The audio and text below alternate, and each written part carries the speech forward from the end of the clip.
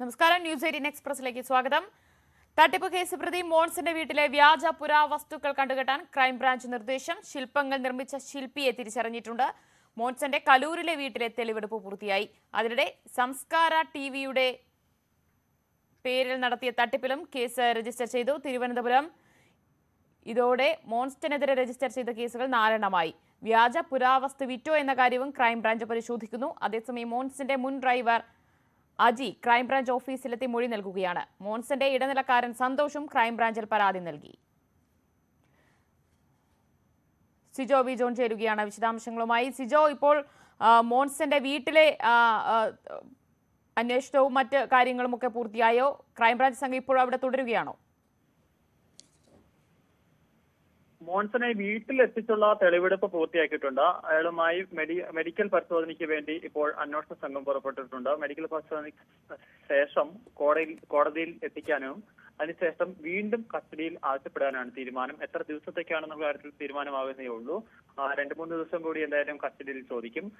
അതേസമയം അയാളുടെ വീട്ടിലുള്ള പരിശോധന ഇപ്പോഴും തുടരുകയാണ്. ഈ പുരാവസ്തു ഗവേഷകർ അതുമായി സംബന്ധിച്ച ഉദ്യോഗസ്ഥർ അവിടെ ഇപ്പോൾ പരിശോധന നടത്തുകയാണ്. പ്രധാനമായും ഇത് പഴക്കമുള്ളതല്ല എന്നുള്ള ഒരു കാര്യം തെളിയിക്കേണ്ടതുണ്ട്. അതിനുവേണ്ടിയാണ് ഇത്തരം ഉദ്യോഗസ്ഥരുടെ പരിശോധന നടത്തുന്നത്. ഈ ശില്പം നിർമ്മിച്ച സുരേഷിനെ ഈ വീട്ടിൽ എത്തിച്ചിരുന്നു. സുരേഷ് കൈമാറിയിരിക്കുന്ന ഈ ശില്പങ്ങൾ തിരിച്ചറിഞ്ഞിട്ടുണ്ട്. ഈ ശില്പങ്ങൾ വിറ്റ വകയിൽ ഏകദേശം 70 ലക്ഷം രൂപ തിരികെ കൊടുക്കാനുണ്ട് എന്നുള്ളൊരു കാര്യമാണ് സുരേഷ് പറഞ്ഞിരുന്നത്. ഈ സുരേഷിന് തിരിച്ചറിഞ്ഞ ഈ വസ്തുക്കൾ അത് കണ്ടുകെട്ടാനും ഇപ്പോൾ തീരുമാനമായിട്ടുണ്ട്. മറ്റ് അന്വേഷണം മറ്റ് പ്രധാനപ്പെട്ട കാര്യം, ഒരു കേസ് കൂടി ഇയാൾക്കെതിരെ രജിസ്റ്റർ ചെയ്തിരിക്കുന്നു എന്നുള്ളതാണ്. സംസ്കാര ടിവിയുടെ ചെയർമാൻ എന്ന പേര് പറഞ്ഞ് ആളുകളെ കബളിപ്പിച്ച് തുക കൈപ്പറ്റിയെന്നാണ് കേസ്. ഇത് സംബന്ധിച്ച പരാതി ലഭിച്ചിരുന്നു. ഇതിൽ കൂടിയാണ് ഇപ്പോൾ കേസ് രജിസ്റ്റർ ചെയ്തിരിക്കുന്നത്. ശരി, MS അനീഷ് കുമാർ കൂടി ചേരുന്നുണ്ട്. അനീഷ്, മോൺസന്റെ മുൻ ഡ്രൈവർ അജിയും ഒപ്പം ഇടനിലക്കാരൻ സന്തോഷും ക്രൈംബ്രാഞ്ചിലെത്തി മൊഴി നൽകുന്നുണ്ട്. എന്താണ് ഇവർ മോൺസനെതിരെ നൽകുന്ന പ്രധാന പരാതികൾ? എന്തൊക്കെയായിരിക്കും ഉന്നയിക്കുക അവർക്ക് മുൻപാകെ?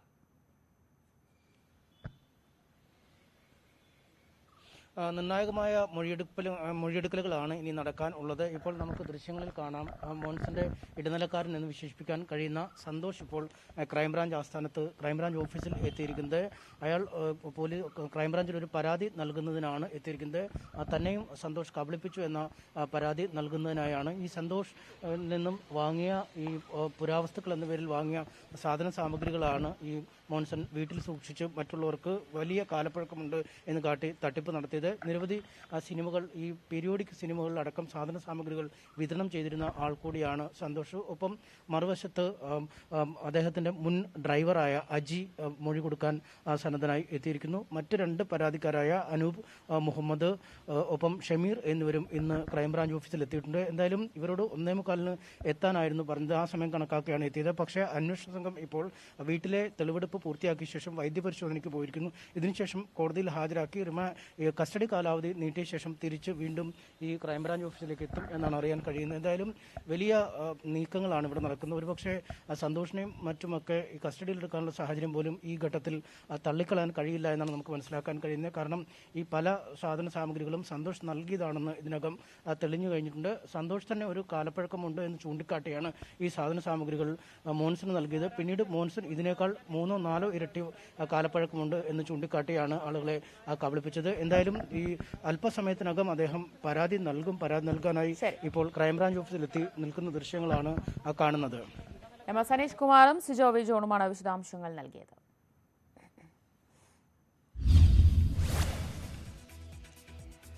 മോൺസന്റെ കൈവശം ബോളിവുഡ് നടി കരീന കപൂറിന്റെ കാറും ശ്രീവത്സം ഗ്രൂപ്പുമായുള്ള കേസിന്റെ ഭാഗമായി പിടിച്ചെടുത്ത പോർഷെ ബോക്സ്റ്റർ കാർ 1 വർഷമായി ചേർത്തല പോലീസ് സ്റ്റേഷൻ കോമ്പൗണ്ടിൽ. 2007 മോഡൽ കാർ മോൺസന്റെ കസ്റ്റഡിയിൽ വന്നത് എങ്ങനെയെന്ന് അവ്യക്തം.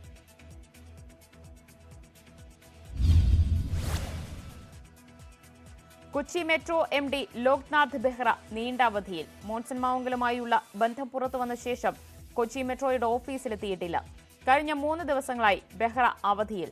എന്നെത്തുമെന്ന് ഓഫീസിലെ ഉദ്യോഗസ്ഥർക്കും നിശ്ചയമില്ല.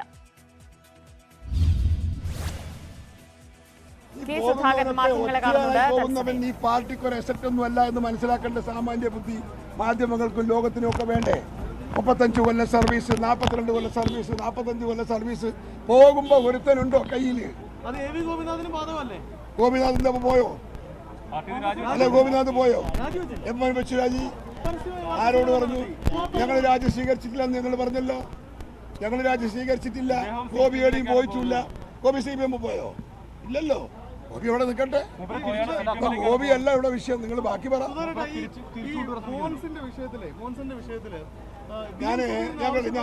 ഞാൻ അതൊക്കെ ഇന്നലെ ഞാൻ വളരെ സവിസ്തരം നിങ്ങളുടെ മാധ്യമങ്ങളോട് ഞാൻ പ്രതികരിച്ചിട്ടുണ്ട്. ഏത് അന്വേഷണമായാലും എനിക്കൊരു പ്രശ്നമില്ല. CBI അല്ല, ഏതാണോ അന്വേഷിക്കുക, ഏത് അന്വേഷണ ഏജൻസിയുടെ മുമ്പിലും ആ വിഷയത്തിൽ നട്ടല്ലോടെ നിൽക്കാൻ എനിക്ക് സാധിക്കും. ഒരു ഭയപ്പാടും ആശങ്കയുമില്ല. ഞാന് മോൻസിന്റെ ഒക്കെ പോയില്ല, മോൻസിനെ അറിയില്ല എന്നൊന്നും പറഞ്ഞില്ലല്ലോ. സ്വപ്ന സുരേഷിനെ എനിക്ക് അറിയില്ല എന്ന് പിണറായി വിജയൻ പറഞ്ഞ പോലെ ഞാൻ പറഞ്ഞു ഇല്ലല്ലോ. ഞാൻ നെട്ടലോടെ പറഞ്ഞില്ലേ മോൻസിൻ്റെ ഒക്കെ പോയിട്ടുണ്ട്, മോൻസിനെ കണ്ടിട്ടുണ്ട്, സംസാരിച്ചിട്ടുണ്ട്. ഞാൻ ഇപ്പോഴും പറയുന്നു പോയിട്ടുണ്ട്. പക്ഷേ ഞങ്ങൾക്ക് അദ്ദേഹത്തെ വിശ്വാസക്കുറവ് നേരത്തെ ഉണ്ടായിട്ടില്ല. പക്ഷേ ഇപ്പോൾ അദ്ദേഹം എന്നെ കാട്ടി ചില പ്രലോഭനങ്ങളൊക്കെ നടത്തിയിട്ടുണ്ട് എന്നുള്ളതിന് മറ്റു ചില രേഖകൾ എൻ്റെ കയ്യിലേക്ക് വന്നുകൊണ്ടിരിക്കുകയാണ്. അങ്ങനെ വന്നാൽ അദ്ദേഹത്തിനെതിരെ കൂടെ നിയമ നടപടിയായിട്ട് ഞാൻ പോകും. KPCC പ്രസിഡന്റ് ഇങ്ങനെ പറയുമ്പോഴും കോൺഗ്രസ് നേതാക്കളുടെ ഭാഗത്ത് നിന്ന് വലിയൊരു പിന്തുണ ലഭിക്കാത്ത ഒരു സാഹചര്യം എനിക്ക് നല്ല നിങ്ങളൊക്കെ പിന്തുണ അളക്കാതെ പോലും അളവ് പോലല്ല. ഈ ഒന്നും ആരും പറയേണ്ട, ഞാൻ പറഞ്ഞുകൊണ്ടിരിക്കുകയാണ്. പറഞ്ഞ് വഷളാക്കേണ്ട കാര്യമൊന്നുമില്ല. ഇത് പറയേണ്ട കാര്യവുമല്ല. ഇതിന് ഞാൻ മറുപടി പറഞ്ഞിട്ടുണ്ട്. ആ മറുപടി എനിക്കല്ലേ അറിയുള്ളൂ. അത് എനിക്കല്ലേ അറിയുള്ളൂ. നിങ്ങൾ മുതിർന്ന നേതാക്കന്മാരെ ഇതിനകത്ത് ഇടപെടേണ്ട ഒരു കാര്യവും ഇല്ല.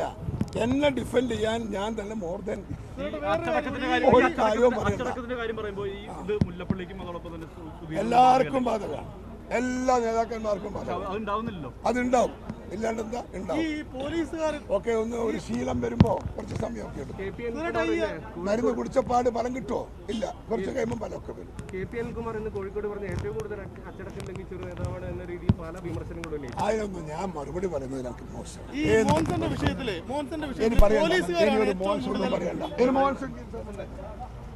KPCC president K. സുധാകരൻ മാധ്യമങ്ങളോട് പ്രതികരിക്കുകയായിരുന്നു. ജോൺസൺ മാവുങ്കലുമായുള്ള ആരോപണത്തിൽ അത് ഇനി ഏത് അന്വേഷണ ഏജൻസി വന്നാലും നട്ടലോട് നിവർന്നു നിൽക്കും, അന്വേഷണത്തോട് സഹകരിക്കും, നേരിടുമെന്നാണ് K. സുധാകരൻ പ്രതികരിച്ചത്.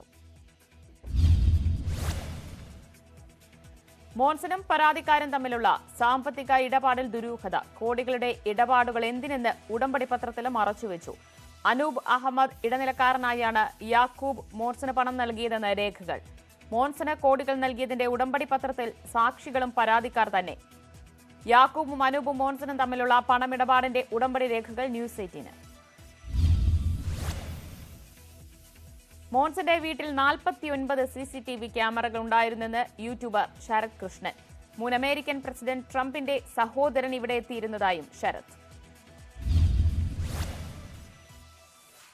K. സുധാകരൻ മോൻസണിന്റെ അടുത്തെത്തിയത് മുഖത്തെ പാടുമാറ്റാനുള്ള ചികിത്സയ്ക്ക്. ചികിത്സ തുടങ്ങി ദിവസങ്ങൾ കഴിഞ്ഞപ്പോൾ മാറ്റമില്ലാത്തതിനാൽ അവസാനിപ്പിച്ചു.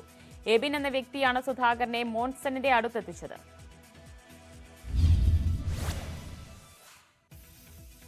K. സുധാകരന്റെ സ്റ്റാഫ് അല്ലെന്നും അടുത്ത അനുയായി മാത്രമാണെന്നും എബിൻ ന്യൂസ് 18നോട്. സന്നദ്ധ പ്രവർത്തനങ്ങൾ കണ്ടാണ് മോൻസണൊപ്പം കൂടിയത്. കോസ്മെറ്റോളജി ഡോക്ടർ എന്ന നിലയിലാണ് മോൻസനെ അറിയാവുന്നതെന്നും എബിൻ. മോൻസൺ വിഷയത്തിൽ സർക്കാരിനെ ഒറ്റപ്പെടുത്താൻ ശ്രമിക്കേണ്ടെന്ന് CPI സംസ്ഥാന സെക്രട്ടറി കാനം രാജേന്ദ്രൻ.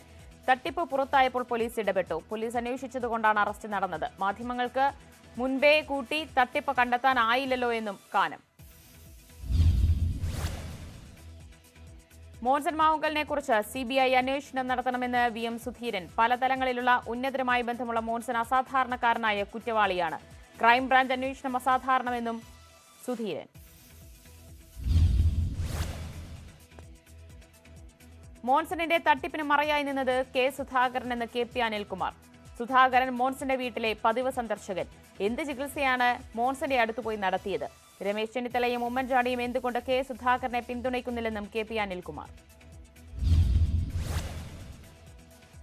പോലീസിനെതിരായ ആരോപണങ്ങളുടെ പശ്ചാത്തലത്തിൽ മുഖ്യമന്ത്രി പോലീസുകാരുടെ യോഗം വിളിച്ചു. ഞായറാഴ്ചയാണ് യോഗം.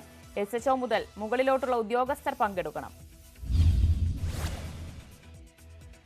സർക്കാരിനെ ജനങ്ങൾ അളക്കുന്നത് പോലീസിന്റെ പ്രവർത്തനങ്ങൾ വിലയിരുത്തിയാണെന്ന് മുഖ്യമന്ത്രി. അത് മനസ്സിലാക്കി വേണം പോലീസ് പ്രവർത്തിക്കേണ്ടതെന്നും പിണറായി വിജയൻ. പേരൂർക്കട SAP ഗ്രൗണ്ടിൽ പരിശീലനം പൂർത്തിയാക്കിയ പോലീസ് സേനാംഗങ്ങളുടെ പാസിംഗ് ഔട്ട് പരേഡിൽ അഭിവാദ്യം സ്വീകരിച്ച് മുഖ്യമന്ത്രി. കോവിഡ് ബ്രിഗേഡിൽ അത്യാവശ്യമുള്ള താൽക്കാലിക ജീവനക്കാരെ നിലനിർത്തുമെന്ന് മന്ത്രി വീണ ജോർജ്. ആവശ്യമുള്ളതിനേക്കാൾ കൂടുതൽ ജീവനക്കാർ നിലവിലുണ്ട്. ജില്ലകളിൽ നിന്ന് ഇതിന്റെ റിപ്പോർട്ട് ആവശ്യപ്പെട്ടിട്ടുണ്ടെന്നും ആരോഗ്യമന്ത്രി. കോവിഡ് മരണത്തിൽ നഷ്ടപരിഹാരം നിശ്ചയിക്കാൻ മാർഗരേഖയായി മരണ സർട്ടിഫിക്കറ്റ് ജില്ലാതല സമിതി നൽകും. ADM, DMO, district surveillance team, medical officer, medical college medicine തലവൻ, പൊതുജനാരോഗ്യ വിദഗ്ധൻ എന്നിവർ സമിതി അംഗങ്ങൾ. കോവിഡ് വന്ന് മരിച്ചവരുടെ ബന്ധുക്കൾ ജില്ലാ കളക്ടർക്ക് അപേക്ഷ നൽകണം. എല്ലാ രേഖകളും പരിശോധിച്ച് കോവിഡ് മരണം തീരുമാനിക്കും. അപേക്ഷയിൽ 30 ദിവസത്തിനകം തീരുമാനമാകും. നേരത്തെ രേഖപ്പെടുത്താത്ത മരണങ്ങൾ പ്രത്യേക പട്ടികയിൽ രേഖപ്പെടുത്തും. നഷ്ടപരിഹാര തുക വിതരണം ചെയ്യുന്നത് ദുരന്ത നിവാരണ വകുപ്പ്. ശമ്പളവും ആനുകൂല്യവും വെട്ടിക്കുറച്ചതിനെതിരെ സർക്കാർ ഡോക്ടർമാർ സമരത്തിലേക്ക്. ശനിയാഴ്ച ഉപവാസ സമരവും തിങ്കളാഴ്ച മുതൽ നിസ്സഹകരണ സമരവും നടത്തും. കോവിഡ് കാലത്ത് നേരിട്ടത് കടുത്ത അവഗണനയെന്ന് ഡോക്ടർമാർ. ആദ്യഘട്ടത്തിൽ ഒരു ഷിഫ്റ്റിൽ 25% വിദ്യാർത്ഥികളെ മാത്രം ഉൾക്കൊള്ളിച്ച് ക്ലാസുകൾ നടത്തണമെന്ന് അധ്യാപക സംഘടനകൾ. പ്രൈമറി ക്ലാസുകളിലെ വിദ്യാർത്ഥികൾക്ക് 1 മാസമെങ്കിലും ബ്രിഡ്ജ് കോഴ്സുകൾ സംഘടിപ്പിക്കണം. വിദ്യാഭ്യാസ മന്ത്രി വിളിച്ച യോഗത്തിലാണ് അധ്യാപക സംഘടനകൾ ഈ ആവശ്യം ഉന്നയിച്ചത്. വൈകിട്ട് യുവജന സംഘടനകളുമായും വിദ്യാഭ്യാസ മന്ത്രിയുടെ ചർച്ച. KPCC ഭാരവാഹികളുടെ പ്രഖ്യാപനം അടുത്ത മാസം 10ഓടെ. സംസ്ഥാനത്തെ ചർച്ചകൾ പൂർത്തിയാക്കി നേതാക്കൾ ഡൽഹിക്ക് പോകും. ഉടക്കി നിൽക്കുന്ന മുതിർന്ന നേതാക്കളെ അനുനയിപ്പിക്കാൻ ഹൈക്കമാൻഡ് വീണ്ടും ഇടപെടും. കോൺഗ്രസിൽ നടക്കുന്നത് രോഗമറിഞ്ഞ ചികിത്സയെന്ന് KPCC അധ്യക്ഷൻ K സുധാകരൻ. യൂണിറ്റ് കമ്മിറ്റി രൂപീകരിക്കുന്നത് കോൺഗ്രസിന്റെ അസ്തിത്വം നിലനിർത്താൻ.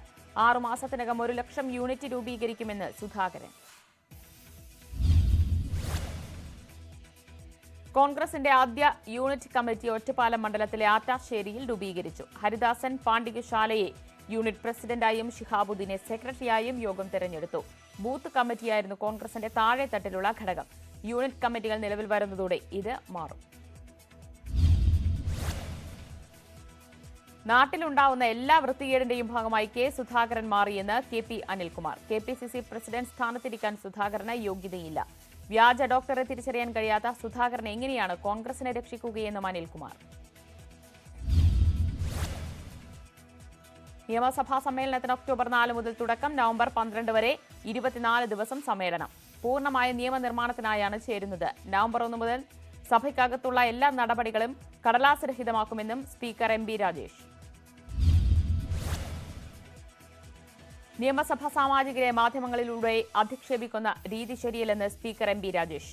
അധിക്ഷേപം നടത്തിയ ആൾ തന്നെ ക്ഷമാപണം നടത്തി. അംഗങ്ങളുടെ ഭാഗത്തുനിന്ന് പരാതി ലഭിച്ചിട്ടില്ല. പരാതി ലഭിച്ചാൽ പരിശോധിക്കുമെന്നും സ്പീക്കർ. കനയ്യകുമാർ CPI വിട്ട വിഷയത്തിൽ പ്രതികരിക്കുന്നില്ലെന്ന് സ്പീക്കർ MP രാജേഷ്. മുൻപ് താൻ നടത്തിയ പരാമർശം അപ്പോഴത്തെ പ്രവർത്തനങ്ങൾ വിലയിരുത്തി. ഭാവി കണ്ടിട്ടല്ലല്ലോ പ്രസ്താവനകളെന്നും സ്പീക്കർ. തനിക്കെതിരായ PC ജോർജിന്റെ പരാമർശങ്ങൾ മറുപടി അർഹിക്കുന്നില്ലെന്ന് ആരോഗ്യമന്ത്രി വീണ ജോർജ്. പരാതി നൽകിയ അഭിഭാഷകൻ സമാന വിഷയങ്ങളിൽ മുൻപും ഇടപെട്ടിട്ടുള്ള ആളാണെന്ന് മന്ത്രി.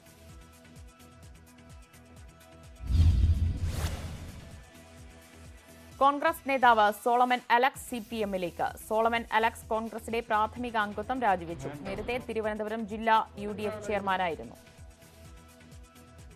3 പ്രാവശ്യം നിയമസഭാ സീറ്റ് എനിക്ക് തരാമെന്ന് പറഞ്ഞു. തരാമെന്ന് പറഞ്ഞുകൊണ്ട് എന്നെ കബളിപ്പിച്ച് അവസാന സമയം വരെ കബളിപ്പിച്ച് എനിക്ക് സീറ്റ് തരാതെ മാറ്റി വേറെ ആൾക്കാർക്ക് സീറ്റ്. വലിയ രോഷം എനിക്കുണ്ടായിരുന്നു, സ്വാഭാവികമായ രോഷമുണ്ടായിരുന്നു. ഇപ്പോൾ പുനഃസംഘടന വന്നിട്ട് പോലും ആ പുനഃസംഘടന ലിസ്റ്റിൽ പോലും എന്നെ ഉൾപ്പെടുത്തിയിട്ടില്ല. അപ്പോൾ മാനസികമായ വികാരങ്ങൾ പ്രശ്നം കൊണ്ടാണ് ഞാൻ ഈ ജനറൽ കോൺഗ്രസിൽ പരാജയപ്പെടുന്നത്. ഉമേഷ് ബാലകൃഷ്ണൻ ചേരുകയാണ്. ഉമേഷ്, നേരത്തെ കോൺഗ്രസ് ജില്ലാ പ്രസിഡന്റായിരുന്നയാളാണ്. ജില്ലാ UDF ചെയർമാനായിരുന്നു. അദ്ദേഹമാണ് ഇപ്പോൾ CPM-ലേക്ക് നീങ്ങുന്നത്. എന്താണ് ഇതിന്റെ കാരണമായി പറയുന്നത്? വിശദാംശങ്ങൾ. സോളമൻ അലക്സ് കഴിഞ്ഞ UDF ജില്ലാ ചെയർമാനായിരുന്നു. ഇപ്പോൾ KPCC എക്സിക്യൂട്ടീവ് അംഗമാണ്. പക്ഷേ തനിക്ക് അർഹമായ പരിഗണന കോൺഗ്രസിൽ നിന്നോ UDF നിന്നോ ലഭിച്ചിട്ടില്ല എന്നുള്ള പരാതിയിലാണ് ഇപ്പോൾ അംഗം കോൺഗ്രസിന്റെ പ്രാഥമിക അംഗത്വം രാജിവെച്ചത്. നാളെ CPM-ലേക്കുള്ള പ്രവേശനം ഔദ്യോഗികമായി പ്രഖ്യാപിക്കും.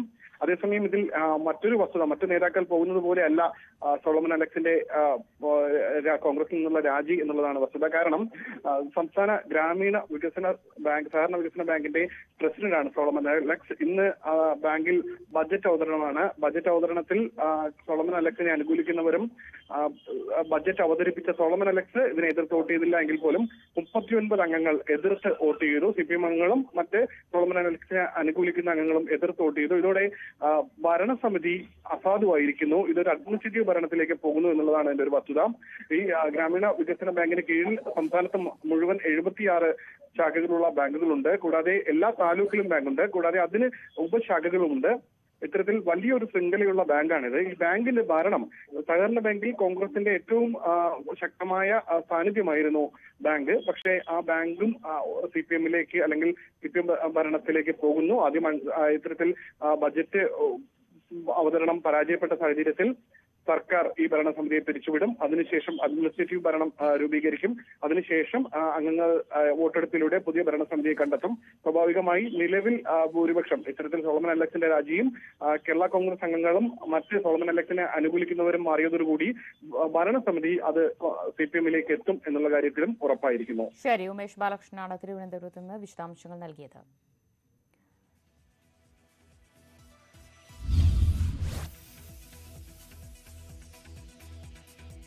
കോൺഗ്രസിൽ ഇനി തുടരുന്നില്ലെന്ന് പഞ്ചാബ് മുൻ മുഖ്യമന്ത്രി അമരീന്ദർ സിംഗ്. ഇപ്പോൾ BJP-യിലേക്ക് ഇല്ലെന്നും അമരീന്ദർ സിംഗ് വ്യക്തമാക്കി. KP അഭിലാഷ ചേരുന്നു വിവരങ്ങളുമായി. അഭിലാഷ, കോൺഗ്രസിൽ തുടരില്ല എന്ന് അദ്ദേഹം പറയുന്നു, എന്നാൽ BJP-യിലേക്ക് ഇല്ലെന്ന് പറയുന്നു. എന്താണ് അമരീന്ദർ സിംഗിന്റെ നീക്കങ്ങളിലൂടെ മനസ്സിലാകുന്നത്? എന്താണ് അദ്ദേഹത്തിന്റെ ലക്ഷ്യം? ദിവ്യ, നിലവിലെ സൂചനകൾ അനുസരിച്ച് അമരീന്ദർ സിംഗ് എന്തായാലും കോൺഗ്രസുമായി ഇനി മുന്നോട്ടില്ല എന്ന് വ്യക്തമാക്കി കഴിഞ്ഞിരിക്കുന്നു. അപമാനം സഹിച്ച് തുടരാനാകില്ല എന്ന് തന്നെയാണ് അദ്ദേഹം വ്യക്തമാക്കിയിട്ടുള്ളത്. അതേസമയം BJP-യിലേക്ക് തൽക്കാലം ഇല്ല എന്ന നിലപാട് അറിയിക്കുകയും ചെയ്തിരിക്കുന്നു.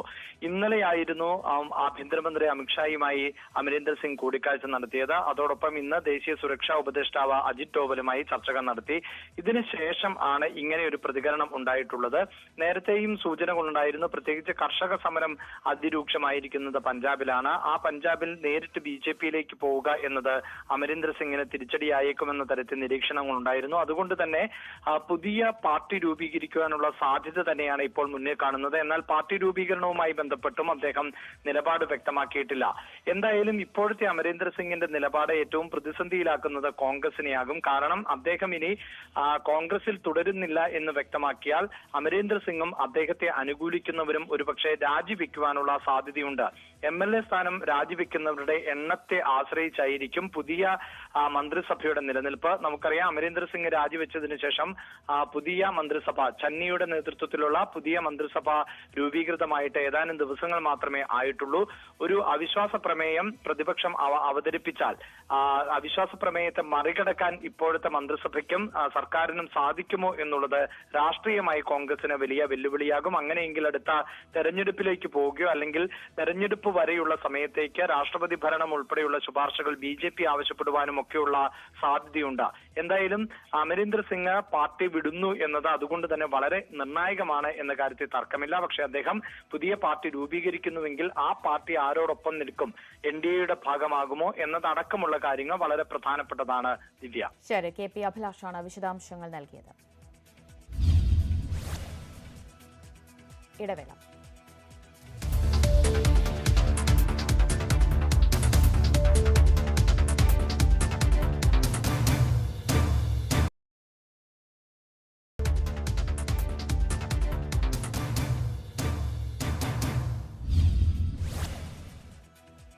മുഖ്യമന്ത്രി മമതാ ബാനർജി മത്സരിക്കുന്ന ഭവാനിപൂർ ഉൾപ്പെടെ പശ്ചിമ ബംഗാളിലെ 3 മണ്ഡലങ്ങളിൽ വോട്ടെടുപ്പ് തുടരുന്നു.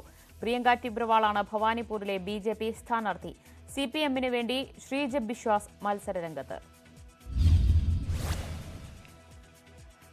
സുരക്ഷാ പ്രശ്നം കണക്കിലെടുത്ത് ഭവാനിപൂരിൽ വോട്ടെടുപ്പ് പൂർത്തിയാകും വരെ നിരോധനാജ്ഞ. 15 കമ്പനി കേന്ദ്രസേനയെയും വിന്യസിച്ചു. മുഖ്യമന്ത്രി പദത്തിൽ തുടരണമെങ്കിൽ മമതാ ബാനർജിക്ക് വിജയം അനിവാര്യം. ഉപതെരഞ്ഞെടുപ്പ് നടക്കുന്ന ബംഗാളിലെ മറ്റ് മണ്ഡലങ്ങൾ സംസേർഗഞ്ചും ജംഗിപൂരും. ഒഡീഷയിലെ പിപ്ലയിലും വോട്ടെടുപ്പ്. വോട്ടെണ്ണൽ ഒക്ടോബർ 3-ന്. രോഹിണി കോടതിയിലെ വെടിവയ്പിൽ ഡൽഹി ഹൈക്കോടതി സ്വമേധയാ കേസെടുത്തു. ചീഫ് ജസ്റ്റിസ് DN പട്ടേൽ അധ്യക്ഷനായ ബെഞ്ച് വിഷയം ഇന്ന് തന്നെ പരിഗണിക്കും. മുംബൈയിലെ ഗൊറെഗാവിൽ വീടിന് മുന്നിലിരുന്ന സ്ത്രീക്ക് നേരെ പുലിയുടെ ആക്രമണം. പുലിയുടെ ആക്രമണത്തിൽ നിന്ന് സ്ത്രീ അത്ഭുതകരമായി രക്ഷപ്പെട്ടു. സ്ത്രീയുടെ നിലവിളി കേട്ട് അടുത്തുള്ളവർ ഓടിയെത്തിയപ്പോഴേക്കും പുലി ഓടി മറഞ്ഞിരുന്നു.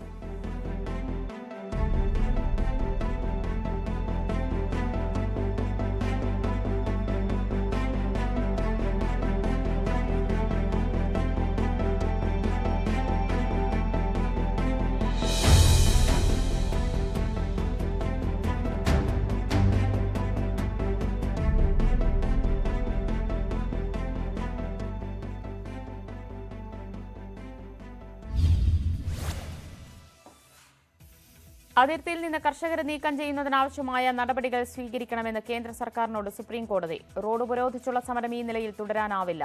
പൊതുസ്ഥലങ്ങളിൽ സമരം നടത്തുന്നതിന് വ്യക്തമായ മാർഗനിർദ്ദേശം നൽകിയിട്ടുണ്ടെന്ന് കോടതി.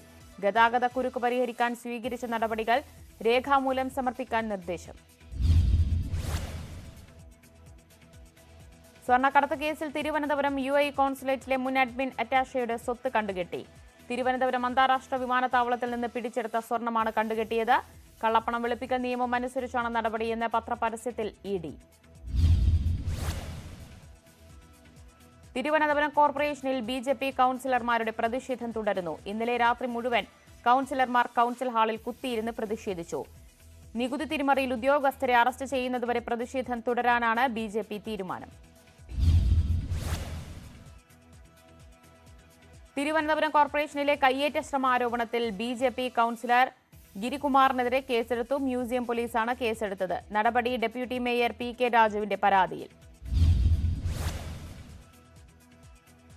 3 സോണുകളിൽ മാത്രമാണ് നിലവിൽ തട്ടിപ്പ് കണ്ടെത്തിയിട്ടുള്ളതെന്ന് BJP കൌൺസിലർമാർ. ബാക്കി സോണുകളിലും തട്ടിപ്പ് നടന്നിട്ടുണ്ട്. സംഭവത്തിൽ ഒരു പോലീസ് കേസ് കൊടുക്കാൻ പോലും കോർപ്പറേഷൻ തയ്യാറായിട്ടില്ലെന്നും ആരോപണം. കോർപ്പറേഷൻ ഓഫീസിന് പുറത്തും പ്രതിഷേധം. കൌൺസിലർമാർക്ക് ഐക്യദാർഢ്യം പ്രഖ്യാപിച്ച മഹിളാ മോർച്ച കോർപ്പറേഷൻ ഓഫീസിലേക്ക് നടത്തിയ മാർച്ച് പോലീസ് തടഞ്ഞു.